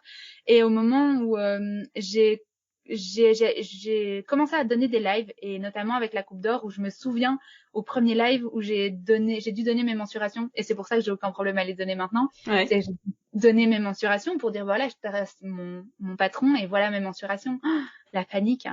Et en fait, ça m'a permis d'avoir complètement un autre rapport avec justement les tailles. Dans un tableau de taille, je fais une taille 44-46. Moi, en ayant travaillé dans la vente, il fallait absolument que je rentre dans les tailles 38 M, 38 40. J'y rentrais pas souvent et donc du coup, j'avais souvent des vêtements très serrés où de toute façon, je mangeais 2 céleris durant la journée. Donc voilà. Et donc tout ça m'a la couture, les échanges avec les élèves, avec les discussions, parce que donner des lives, on disait tout à l'heure, c'est peut-être un peu solitaire, mais j'ai une communauté vraiment en or, des pépites, et donc on a vraiment plein des chouettes échanges sur le sujet. Et quand je disais voilà, j'ai un tour de poitrine de autant, dans les commentaires parfois ça s'affolait, et donc du coup moi je fais ta même taille. Et puis c'était hyper intéressant de se dire aussi on a les mêmes mesures, mais on n'a pas du tout la même morphologie. Et donc, ça m'a permis d'expliquer plein d'autres trucs. Et c'était super chouette. Et donc, le rapport à mon corps est devenu complètement différent. Il y a un an, j'ai commencé à faire de la pole dance. Et donc, là... là, ça y est. Le rapport à mon corps libéré. Et donc, ce message toujours de positif, toujours en disant, il faut pas se rendre malade, en fait. Juste, comme on le disait, nos jambes nous permettent de marcher et puis on se fait un petit bisou de félicitations. Ça, je le dis souvent à mes élèves pour la Bravo. fierté et on peut se faire des petits bisous aussi pour se dire, OK, je suis belle, je suis merveilleuse, je suis magnifique. C'est le petit message que je mets à la fin de mes cours, toujours se faire un compliment. C'est important, c'est important. Mais tu vois, j'en parlais il y a pas longtemps à quelqu'un qui m'a dit oh, quand je vais me réécouter, et moi je me suis dit bah oui, c'est vrai qu'au début je supportais pas de réécouter ma voix quand je retravaillais les podcasts suite aux entretiens. Et pareil de me voir ou sur les photos, ou enfin c'est pas que je supportais pas, mais c'était compliqué, enfin c'était pas très agréable. Mais je pense que comme tu dis, il y a aussi un entraînement à avoir et que petit à petit, moi j'ai une amie qui fait de la vidéo qui m'a dit mais tu verras. Au bout d'un moment, tu fais plus autant attention, enfin tu n'y portes pas l'attention critique pareil Tout en à fait. fait. Et je pense que ce que tu dis, de se voir en live et puis de manipuler des chiffres en fait, et de se rendre compte que les gens qui te suivent et avec qui tu travailles, eh ben ils ont des vrais corps, des corps qui vont du 32 au 56, Ouais, c'est ça, et c'est de des se chiffres. dire que justement, bah, t'as les mêmes chiffres que quelqu'un d'autre, mais t'es pas du tout faite pareil, et que donc, eh ben, on est toutes différentes, et que justement tout le travail d'adaptation que tu proposes, il trouve là son importance, et de trouver la singularité de chacun, ça enrichit quoi, en fait. Ouais, oui, carrément. Et puis, il y a une histoire derrière chaque chiffre, chaque morphologie. Tu me demandais mon rapport au corps, il sera différent de quelqu'un d'autre. Il y a un passé derrière chaque truc, ça raconte notre histoire. Et donc, Exactement. voilà, ça, juste, je voulais rebondir par rapport à ce que tu disais. Je t'en prie. T'as dit un truc, mais j'ai oublié. Ça m'est Mince. sorti de la tête. C'est pas grave. Qu'est-ce On que va y j'ai dit? revenir. Euh, Toi, qu'est-ce que tu pratiques comme partenariat, ou quelles sont comment dire, tes activités entrepreneuriales au-delà? Donc, tu as des cours, quelques cours en présentiel, donc que tu donnes de manière ponctuelle. Tu n'as plus de cours réguliers. Tu proposes de temps en temps des cours réguliers mais en ligne, et tu as donc ces cours live que tu as installés via une super plateforme à la rentrée, et puis tu fais aussi des lives donc sur la Coupe d'Or, et tu fais des lives sur ton compte et des choses comme ça. Quelles sont est-ce que tu as d'autres activités entrepreneuriales concernant la couture, et si oui, lesquelles? Ça va être du coup les partenariats sur Instagram. D'accord. C'est le partenariat des réseaux sociaux, c'est l'autre partie de revenus qui constitue mon activité. Et ça consiste en quoi en fait? Tu présentes des tissus, tu présentes des patrons, comment ça se passe? Alors, ça peut être de tout. Ça va être soit des marques qui me contactent ou l'inverse. Et du coup, se dire, voilà, j'ai envie de faire ce patron-là. Est-ce que ça vous intéresse de faire un partenariat autour? Ça peut être autour d'un story, de réel, de vidéos, etc. Alors, ça fait partie de mon activité. Ça fait pas complètement partie de mon activité. C'est-à-dire que j'ai en 2022, j'ai passé la barre des 10 000 abonnés sur Instagram D'accord. et et je me suis dit, OK, à partir de maintenant, il faut que je fasse attention à plus faire des choses trop gratuitement. Déjà, Ok. ça me prend un temps de dingue. Et puis, c'est du temps que je pourrais mettre dans autre chose. Donc, j'ai voulu avoir cette partie, OK, je me professionnalise dans la partie du monde de l'influence. Hmm. Ça a duré 2 mois et ça a duré 2 mois parce que je me suis pas du tout retrouvée en fait à aller contacter les marques, à leur dire voilà, on peut travailler ensemble, etc. Et en fait, et puis il y avait des trucs rien à voir, enfin des trucs de beauté, etc. qui venaient, et que là, pour l'associer au monde de la couture, voilà, c'était pas quelque chose que qui me semblait naturel, et j'y prenais aucun plaisir à devoir justifier en fait l'entièreté de mes prix à chaque fois, de dire pourquoi, enfin parfois, je passais 3 heures devant un email à expliquer et de me dire, OK, comment je peux tourner le truc pour que ce soit vendeur? Est-ce que, du coup, est-ce que je mérite de gagner ça pour faire ça? Et oh là là, la prise de tête. Et je suis là, mais en fait, ces 3 heures, t'aurais juste pu les passer à coudre si t'avais rien de mieux à faire que répondre à un email. Et donc, maintenant, c'est devenu beaucoup plus... alors, je reçois des choses D'accord. Je reçois des livres. Là, pour l'instant, ce mois d'octobre, ça a été plein de livres. J'ai reçu 7 ou 8 livres. Mhm. Alors, je vais naturellement plus me sentir obligée d'en parler en story. Bah, ça, c'est un peu. Et puis, je vais envoyer un mail alors, pour ne pas me sentir obligée de faire les trucs, je vais envoyer un mail en disant ah ben merci beaucoup pour le truc. Souvent je les ai pas, enfin en tout cas là dernièrement je les avais pas demandé, mais c'est hyper chouette de les avoir parce que ça me permet du coup d'en parler à mes élèves quand elles pensent à un truc. Je dis ah ben oui tiens j'ai reçu un livre, voilà. Et puis ça étaye mes connaissances, c'est assez cool. C'est ça? Et et puis ensuite, bah, je vais envoyer un mail à la marque en disant, ben voilà, moi je propose différentes formules. Si vous avez envie de la mise en avant de vos produits sur certains points, ben n'hésitez pas. On va dire dans 80% des temps, ils me disent, ah bah du coup on n'a pas de budget pour ça et donc du coup, je vais en parler quand moi je veux. Ou ils vont me dire ah ben tiens ça c'est intéressant, on peut faire un petit réel et alors du coup on échange avec ça, ah ben ce serait cool que tu fasses une réalisation du projet et donc du coup on met ça en place. Et donc c'est pas comme je dis c'est pas le principal de mon activité mais ça fait voilà ça fait un petit plus un petit bonus en plus de temps en temps et souvent en fait je donne je démarrais ici en septembre des actus couture, Ouais, des je voulais t'en morning parler live, aussi.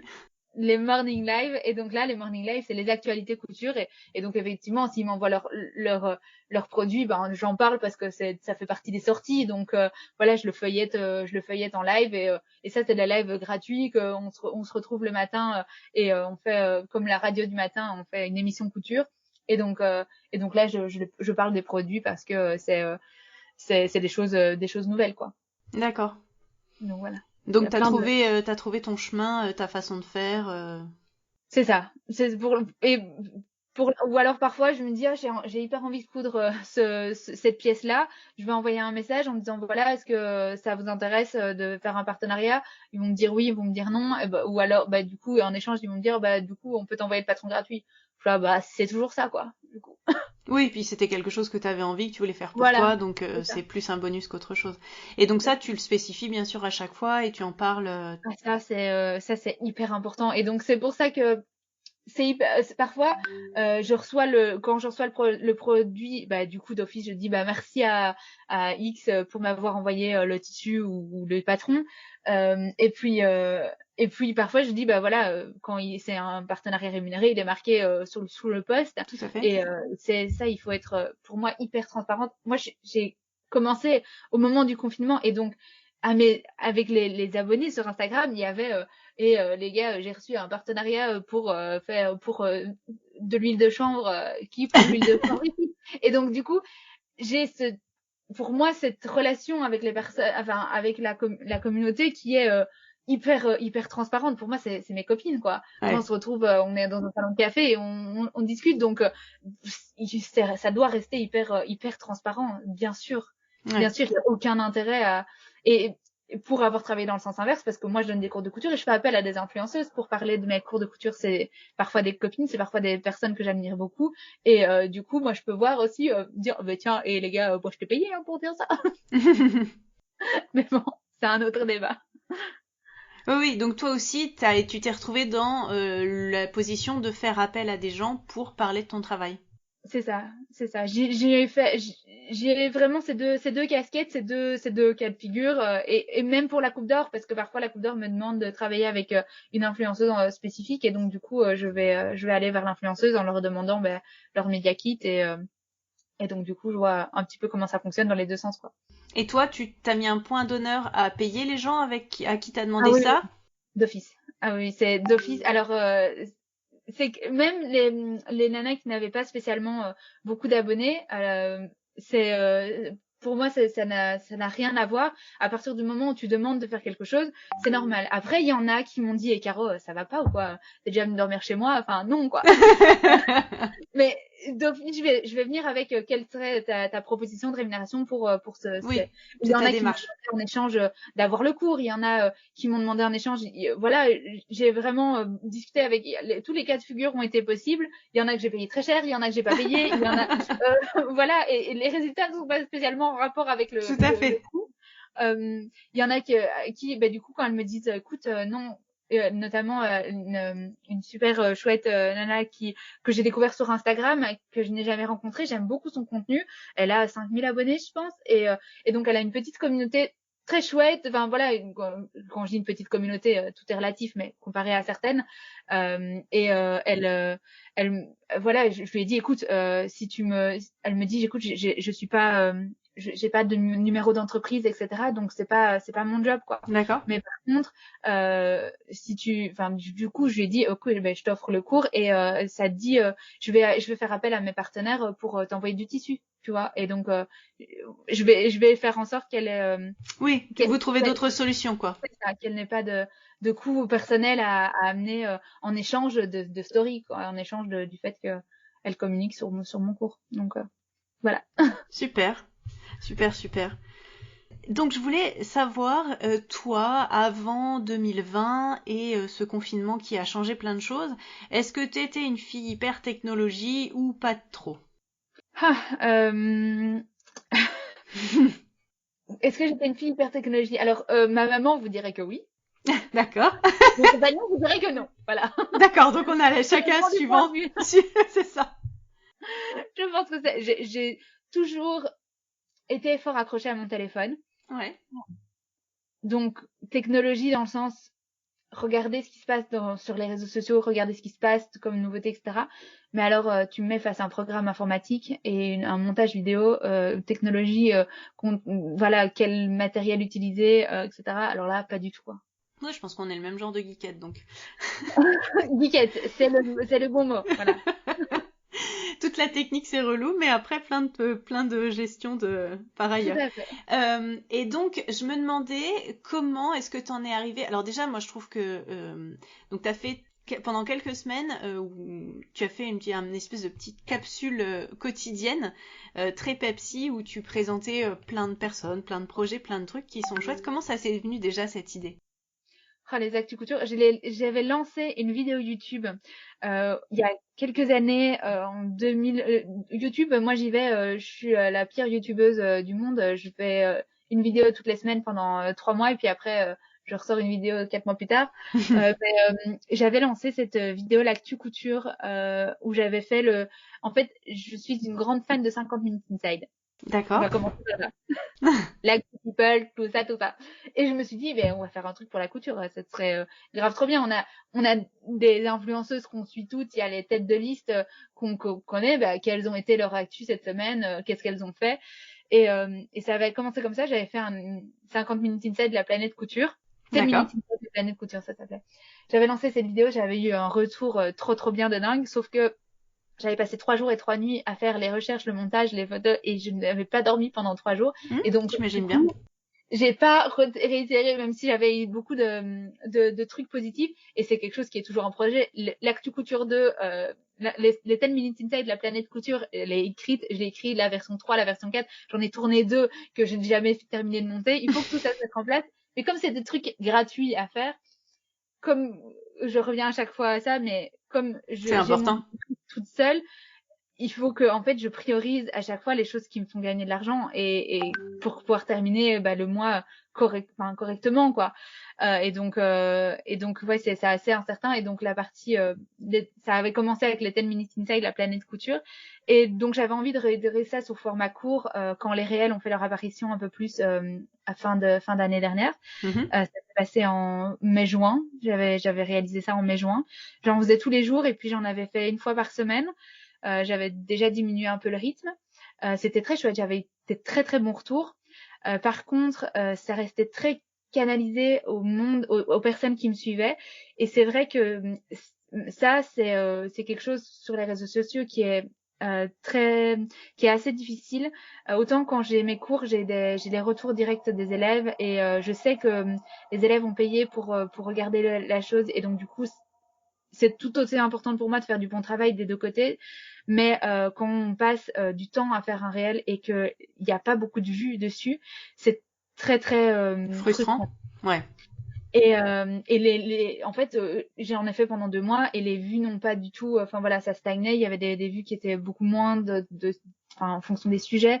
Et puis j'ai eu aussi des retours des personnes qui étaient parfois pas contentes que je parle d'elles, Ah ouais. sans leur demander. J'ai eu des trucs en me disant tu t'es pas bien renseigné, elle s'est inspirée de moi pour le faire et donc tu parles d'elle.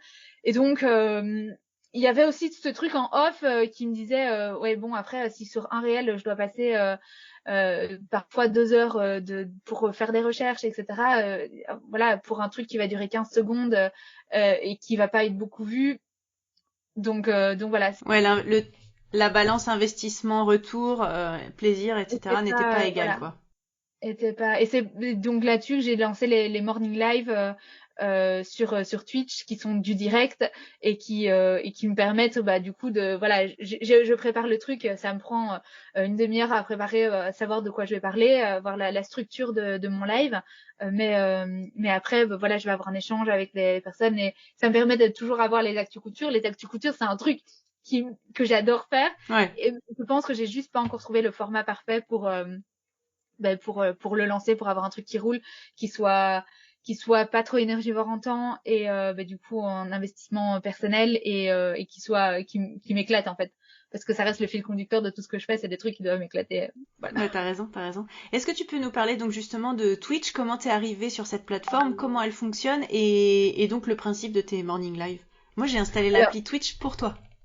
c'est trop gentil, c'est trop gentil. Sauf que ça tombe pas à un horaire où je peux le regarder et que j'ai toujours pas pris le temps de le regarder en replay. C'est toujours le... Oui, je comprends. Après, c'est un horaire particulier, hein. Et c'est un horaire que du coup, je peux pas réitérer c'est en cette fin d'année parce que je suis pas en Europe. Mais c'était un truc assez chouette parce que c'est vrai que le matin, euh, souvent le matin, on met dans la radio, on met dans la Ouais. cuisine, etc. Le morning à la radio et c'est vraiment des créneaux horaires qui fonctionnent très très bien à la radio. Et donc je me suis dit, bah go, on va parler couture pendant ce temps-là, on va faire Ouais. un petit Google, on va faire un truc sympa et on va le donner sur Twitch. Et Twitch, c'est une plateforme vraiment spécialisée pour donner des lives. Donc, ça va prendre tout ce qu'il y a de bien sur Instagram dans les lives, c'est-à-dire le live, le chat qui est hyper chouette et le contact qui est hyper chouette à avoir avec les personnes. Et ça va prendre tout ce qu'il y a de bien à faire dans la partie vidéo, c'est-à-dire une très bonne qualité de vidéo, la possibilité de streamer en double caméra, la possibilité du coup de mettre des cadres autour de nous, des frames, des overlays pour expliquer ce qu'on dit et avoir une très très bonne qualité d'image, etc.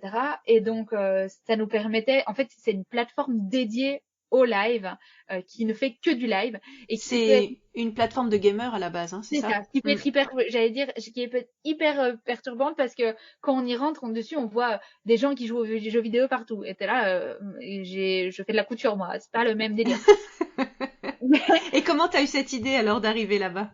En fait, il y avait une toute petite communauté sur Twitch. Ça a commencé avec Kathleen de Kathleen Fabrique qui donnait des lives sur Twitch parce qu'elle avait son compagnon qui était Qui familier à la l'utilisait? Ouais. plateforme. Elle a contacté Bérangère de Couture et Paillettes pour lui dire où elles se sont parlé, ou je sais plus comment ça s'est passé, elles se sont parlé pour dire bah écoute moi je fais des lives sur Twitch et puis Bérangère moi je la connaissais bien et puis elle m'a dit écoute on fait un truc sur Twitch, ça te dit de venir, on fait un truc entre nous et puis c'était cool aussi parce que quand une faisait un live bah du coup elle pouvait relayer après sur une autre qui si elle donnait un live et donc ça a donné une petite énergie couture. Il y D'accord. a Vanessa Salin qui fait beaucoup de live, qui est une youtubeuse qui fait beaucoup de live aussi sur Twitch. Elle a vraiment ses routines 2 fois par semaine, je pense, où elle donne des lives thé couture. Mhm. Et c'était très très chouette de rencontrer aussi des nanas. Il y a Amy de Amy's Couture qui faisait ça aussi, qui est sur YouTube et qui est sur Twitch aussi. Et c'était très chouette de rencontrer des univers complètement différents d'Instagram parce que c'était des nanas que j'avais pas spécialement l'habitude de suivre sur Instagram ou qui n'y sont pas du tout, Mhm. qui ne sont pas sur Instagram et qui avaient des énergies beaucoup plus posées. C'était hyper chouette de les rencontrer on a fait d'ailleurs des relais couture ensemble et voilà, on a pris des chemins différents là pour l'instant, mais c'était un très chouette projet quoi. D'accord. Et toi, tu t'éclates là-dessus Ah ouais, en fait, j'ai vécu juillet-août un petit moment de down où j'étais moins moi en forme, justement après, c'était après les actus couture régulières, j'avais du travail avec les cours, j'avais du travail, enfin beaucoup de travail partout et Ouais. j'ai un peu, voilà, beaucoup de données de ma personne, comme je le disais, il n'y a pas vraiment de frontière entre ma partie pro et ma partie privée. Et donc, et juillet-août, il y a eu moins d'interactions, moins de cours, hein, les gens sont en vacances, en plus on pouvait repartir, etc. Donc c'était fiesta bonheur. Et donc du coup, moi j'avais moins d'interactions et avec la communauté, avec mes élèves j'allais pas super bien. Et en fait, je remarque quand je donne cours, je disais à ma meilleure copine, après, on s'est revus début septembre et elle me dit, ça va mieux et tout. Je dis, bah ouais, je sais pas, je redonne des cours, là, ça va mieux. Elle me dit, je dis, je crois que je suis vraiment bien quand je vois mes élèves et quand je donne des cours. Elle me dit, et pourquoi, comment ça se fait que tu le sais maintenant? Ben, évidemment. Évidemment, c'est ça qui te nourrit, c'est ça qui te met en forme. Et donc, ouais, je m'éclate au quotidien. Je me réveille le matin. Je suis une très lève-tôt. C'est pour ça que je donne les lives, les C'est morning ça, lives. parce que j'ai vu que tu faisais pas mal de trucs tôt et je disais, oh non, mais moi, je peux pas. Les réveils à 5h30, c'est courant chez moi. Parce que quand le réveil est un peu plus tard, ben, en fait, je me réveille le matin et je me dis, OK, aujourd'hui, je vais faire ça, et puis je vais faire ça. Et après, j'ai beaucoup de choses à faire. J'ai beaucoup de travail d'organisation à faire sur moi-même parce que, ils ont énormément d'idées, mais il faut que ça se canalise et puis il Tout faut à que, fait. sinon ça part dans des longues coutures, des longues lectures, enfin, lectures, je m'emballe, mais plutôt regarder les livres de patronage et les dessins, euh, et puis des choses où je fais des choses gratuitement aussi, comme je le disais avec les trucs en disant, bah oui, écoutez, ça va me prendre 2 heures, c'est pas grave, je vais le faire gratuitement. Et en fait, c'est pas bien parce que c'est de l'énergie que je pourrais mettre ailleurs à développer mes cours et à faire d'autres choses. Donc, voilà. J'ai encore pas mal de travail à faire sur moi, d'organisation, mais je m'éclate. Et est-ce que t'as des projets, est-ce que t'as des envies, des choses ou est-ce que, pour l'instant, ce que tu vis et ce que tu travailles, ça te suffit, entre guillemets, en termes de projet, même si financièrement, il faut être attentif? Et est-ce que t'as envie de développer quelque chose ou comment ça se passe à ce niveau-là? Je, je pense que j'aimerais bien développer, j'aimerais vraiment beaucoup travailler avec quelqu'un. Je suis pas du tout une personne solitaire. Donc, j'ai envie de développer le Betty Jane, les cours Betty Jane pour pouvoir travailler en duo avec quelqu'un. Alors, pas spécialement avoir une autre prof, mais avoir quelqu'un qui m'aide justement à la gestion de tout ça. Je pense que dans le futur, j'aimerais avoir assez d'élèves et assez d'avoir des beaux gros cours pour pouvoir me permettre de travailler avec quelqu'un. Ouais. Ça, dans un futur proche, c'est un truc que j'aimerais beaucoup faire. Et sinon, à long terme, j'avais toujours dit, je voudrais ouvrir une école de couture, mais voilà, on Ton en rêve verra. ultime, ça serait ça? Ouais. Ouais, je sais pas si ce sera ça le rêve ultime parce que en fait j'ai remarqué au vu de ces 2 dernières années et demie, trois ouais, presque 3 ans là que en fait les rêves ça change quand j'ai voulu faire la Bien robe de sûr. mariée puis en fait tout évolue et donc j'essaye de pas me c'est peut-être pas une bonne chose parce que c'est vrai que je me dis que si j'avais un objectif clair ça me permettrait d'y aller plus directement plutôt que de tergiverser un petit peu mais ce n'est pas impossible que vous me retrouviez dans 10 ans à ouvrir un magasin de cupcakes, hein, voilà. Suivant ce que la vie te réserve. C'est ça, on n'est jamais à l'abri. Donc, on verra. J'avais une question, un petit retour en arrière sur la Coupe d'Or. T'as parlé dans une de tes stories à la une sur Instagram, t'as proposé un certain nombre de livres de patronage, de livres coup de cœur ou que tu utilises souvent, et t'as entre autres parlé des livres de la Coupe d'Or. Donc la Coupe d'Or a édité 2 livres, c'est ça, 2 essentiels couture ou 2 choses comme ça. Est-ce que tu peux nous dire ce qu'il y a dedans parce que je repensais à ça? Et je me dis, on a bien été clair sur le fait que la Coupe d'Or, c'est avant tout des patrons sans explication. Donc, est-ce que, Tout à fait. moi je me posais la question, c'est une question personnelle, est-ce que là-dedans, il y a des explications? Parce que tu disais que c'était quelque chose auquel tu te référais régulièrement. Oui, tout à fait. Et c'est un truc que j'ai offert à mes copines qui n'ont pas la Coupe d'Or et qui cousent un petit peu. En tout cas, le volume 1. Parce D'accord. qu'il y a plein de... En fait, c'est une histoire trop folle parce que la créatrice de ce livre, eh bien, en fait, elle suivait les lives du dimanche. Et puis, à force ouais, je voyais, je me disais, ah ben tiens, elle a une très bonne remarque, très bonne réponse confidentielle couture, tiens, elle dit des bonnes choses là et tout. Et puis elle m'écrit un jour sur Instagram et puis on passe 1h30 au téléphone ensemble sur WhatsApp. C'est une dame qui a je pense 65 ans, doit avoir l'âge de ma maman, quelque chose comme ça, et on discute et elle a du coup un bagou dans la couture, voilà, une formation très pointue derrière, et voilà, on discute sur des choses qu'on trouve qui manquent à la Coupe d'Or, etc. Et puis elle fait 10 000 choses. Confidentielle couture, elle est extraordinaire. Elle a une connaissance autant dans la couture que dans l'informatique, que dans plein de choses. Elle est passionnée par les chiens, enfin voilà, bref. Et au fur et à mesure de contact, elle me dit, voilà, moi, j'ai vraiment une connaissance très technique de la couture, et elle proposait des marches à suivre pour certains modèles de la Coupe d'Or sur Internet, sans vendre le patron, mais juste en vendant la marche à suivre. D'accord. Et puis, on continue à échanger, et puis je dis, mais écoute, il faut que mes patrons te rencontrent, quoi. Et donc, du coup, je lui ai donné les trucs, les numéros. Donc, tes patrons, les personnes qui sont tes patrons, pas les patrons. Oui, c'est ça, les patrons, oui, pardon, les personnes qui sont sur le coup, j'ai eu un petit...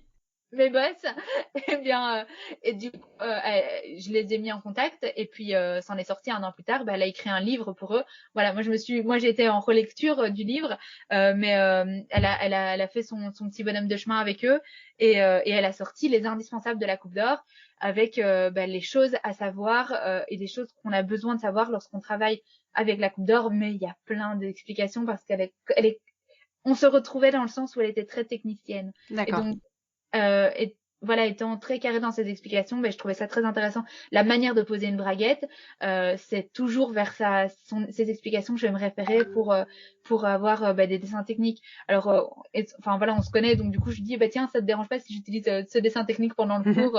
Et donc elle a construit les 2 livres, les 2 indispensables de la Coupe d'Or, qui sont proposés lorsque on débute avec la méthode, et même quand on débute pas avec la méthode, parce qu'il y a plein de pépites lorsqu'on travaille avec la Coupe d'Or dans ces modèles, notamment les tableaux d'aisance. Il y a les bonnes choses à savoir pour élargir une manche, par exemple. Alors il va y avoir une explication de montage de vêtements, que ce soit pour une veste, que ce soit pour une jupe, avec une nomenclature comme on fait, comme en moi industrie. j'avais appris à l'étudier, comme on fait en industrie. Et c'est hyper intéressant, même quand on ne travaille pas la Coupe d'Or, parce que du coup il y a vraiment toute cette réflexion aux vêtements et cette explication des dessins techniques que j'aime beaucoup. Oui, ça s'adapte à tous les vêtements en fait. C'est ça. Et le 2, c'est tout ce que tu disais que tu offrais plutôt le 1, mais le 2 c'est plutôt sur Alors le 2, c'est il y a justement tout ce qui est partie d'aisance, quelques modifications morphologiques. Alors je te le dis de tête, là ça fait un moment que à chaque fois que je l'ouvre à la même page en fait, sur les tableaux d'aisance. Et donc il y a toute une explication sur le montage d'une veste façon haute couture. Génial. Moi je suis fascinée par tout le travail des tailleurs là. Je suis une fille que j'adore. Enfin plusieurs personnes, dont aussi un homme là, et à chaque fois c'est la moitié des trucs à la main et tout. Faut que je le fasse. Ouais. C'est juste passionnant. Puis le résultat que ça donne, c'est incroyable quoi. Je suis tout à fait d'accord, et c'est pour ça que j'offre moins le 2e, c'est parce qu'il est très poussé techniquement en fait. D'accord. Et donc ça ne correspond pas à tout le monde, et quand je dis ça par là, même pour moi ça ne correspond pas spécialement, parce que même dans mes techniques de montage ce que je trouve splendide en haute couture, je ne l'applique pas à mes patrons, mon montage personnel. Pour moi, quand je me fais un vêtement, c'est du montage industriel, on arrive pour moi au même résultat. Alors va y avoir une belle pièce ou l'autre, et toute cette partie haute couture, je vais pouvoir m'éclater quand je fais des robes de mariée. Mais alors quand je me fais un sweat à capuche, on est bien d'accord que voilà. C'est ça. Oui, parce qu'il faut préciser quand même aux personnes qui nous écoutent que quand moi j'ai préparé le CAP couture libre, couture floue, qui se fait en France. En fait, on apprend le principe des montages industriels, parce qu'en fait, c'est un diplôme qui vous prépare à aller travailler en industrie sur des chaînes de montage. Et donc, on va apprendre à lire des graphies, des gammes de montage. Et il y a vraiment une différence justement entre le montage industriel et le montage haute couture, quoi. C'est vraiment 2 techniques, c'est pas juste des mots, c'est vraiment 2 mondes très différents en termes de pratique de la couture, en fait. Ouais, carrément. Voilà. Écoute, Caroline, je te remercie de ton temps. C'était passionnant de discuter avec toi. Est-ce que tu as envie de parler d'autre chose? Ah, eh ben écoute, si tu as d'autres choses que tu veux savoir, je reste tout à fait à ta disposition. Mais surtout s'il y a des personnes qui ont envie d'en savoir plus ou si elles ont des questions sur un sujet en particulier, je reste tout à fait disponible et joignable sur les réseaux sociaux. Alors justement, dis-nous où est-ce qu'on peut te retrouver, les différents médias que tu utilises? Alors, principalement Instagram. C'est vrai que j'aime beaucoup Instagram. Sur YouTube, de plus en plus. Je tends à être une YouTubeuse. En devenir. En devenir, exact. Sur TikTok également, mais alors là, on s'emballe pas trop hein, parce que c'est le début. Et sur mon site internet où vous allez pouvoir retrouver toute la plateforme de cours, ça va être... Et sur Twitch, les lundis matins. D'accord. Et on te retrouve sous le même nom à chaque fois, Betty Jane? Oui. Betty Jane, Betty comme Betty Boop et Jane comme la femme de Tarzan. Alors, Jane. Alors, juste pour la blague, je sais que sur ton site, on trouve l'explication. Est-ce que tu peux nous dire pourquoi ce nom? Tout à fait, mais voilà, en fait, en première année de stylisme, on s'amusait à nommer nos petits bustes qui allaient nous suivre pendant toutes nos années d'études, que j'ai toujours avec moi. Betty est toujours avec moi dans mon atelier. J'ai nommé la mienne Betty Jane, qui était un joyeux mélange, je trouvais, de mes deux personnalités, avec le côté très pin-up, Betty Boop, très princesse, tout ça, paillettes. Ouais. Et Jane, le côté très aventure, très tête brûlée, très one life, allez go, on y va. Et donc, ça a fait Betty Jane. Et en fait, en 3e année de stylisme, on nous a demandé de nommer notre client type, la personne pour qui on créait. Et moi, je voulais créer pour des Betty Jane, pour des nanas qui étaient justement hors des standards de taille, parce que ça j'en ai aussi mangé pendant mes études de stylisme. Ouais, j'imagine. Du 38 et moins du 38. Et donc voilà, ça m'a plus quitté. Quand en 2016, je me suis retrouvée devant le monsieur qui m'a dit tiens, comment vous voulez nommer votre entreprise? Du coup, j'ai dit Betty Jane, c'est pris. Il m'a dit non, personne n'a eu cette idée avant vous. Et donc voilà, Betty Jane est devenue de base, à la base, du coup, des foulards. Je faisais toutes les collections de foulards. Et ouais, puis, c'est vrai. Et puis Betty Jane, le label est resté dans les robes de mariée, enfin, dans les étiquettes de robes de mariée. Et puis Betty Jane, les courbes de couture. Et puis, voilà. Betty Jane partout. Personne t'appelle Betty Jane, si, y en a? J'ai déjà tout eu. Betty Jean, Betty Jean, Betty Joanne, ça j'ai souvent aussi. Écoute, moi ça me va. J'ai des élèves qui m'appellent quand on se rencontre, qui m'appellent pas du tout Caro parce que moi c'est Caroline à la base, qui m'appelle Betty. Moi j'ai des élèves qui m'appellent Betty, c'est trop marrant. Donc voilà. En vrai, vous m'appelez comme vous voulez. C'est le logo rose, je suis reconnaissable. C'est ça. Ben, écoute, un grand merci parce que c'était vraiment chouette d'en savoir plus sur ton travail, ta façon de voir les choses et tout ce que tu fais. Et c'était passionnant. Donc, merci beaucoup. Et c'était hyper agréable de discuter avec toi. J'aurais du coup voulu, enfin c'est vrai que nos univers se rencontrent un petit peu dans l'univers de la morphologie, de sublimer les élèves par les créations et par nos conseils. Donc voilà, c'était un plaisir. Merci Mathilde. Avec grand plaisir. À bientôt. À bientôt. Je suis conseillère en images pour couturière. Je vous propose une formation coaching de groupe de 4 semaines. Vous pourrez prendre le temps de définir votre morphologie, découvrir vos couleurs, établir votre style et écouter vos ressentis. C'est l'occasion d'échanger avec d'autres couturières, réfléchir à vos prochains projets couture, évoquer une couture réfléchie et travailler sur une garde-robe cohérente. Je vous invite à venir découvrir le contenu de cette formation Deviens qui tu es pour créer une garde-robe à ton image plus en détail sur mon site, ainsi que mes prestations individuelles, complètes, uniquement colorimétrie, ou bien l'œil de Mathilde pour 1 heure de découverte pour causer style. Je serai ravie de t'accueillir pour la prochaine session ou travailler avec toi en individuel. Vous pouvez retrouver toutes les notes et références citées lors de cet épisode sur l'article qui lui est dédié sur le site ateliersherwood.fr. Retrouvez-moi également sur Instagram à Atelier Sherwood. C'était Causons Couture avec Mathilde et Caro. Merci beaucoup, à bientôt et bonne couture!